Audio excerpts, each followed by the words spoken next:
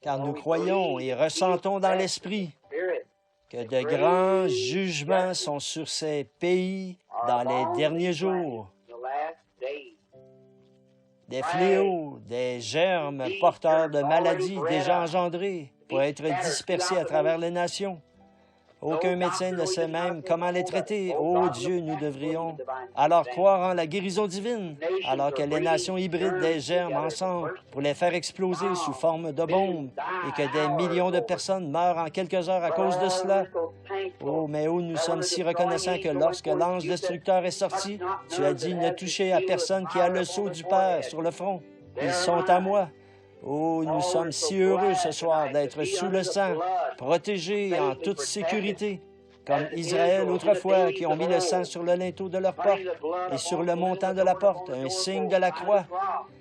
Quand l'ange de la mort balayait le pays, les ailes sombres se sont abaissées, mais quand il a vu le sang, il est remonté et je passerai par-dessus.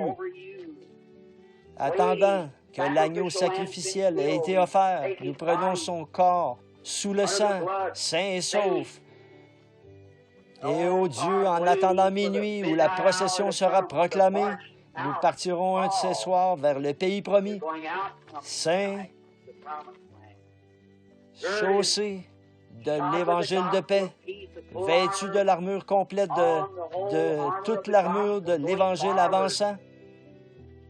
Aide-nous, Dieu bien-aimé, à boucler notre ceinture serrée ce soir, à examiner le poteau et le linteau pour voir si le sang s'y trouve, puisse avancer pour défier chaque ennemi, sachant que notre grand capitaine en chef, celui qui a rencontré Josué après avoir traversé la rivière et qui a dit « Je suis le capitaine de l'armée du Seigneur. » Ô Dieu, Josué a tremblé.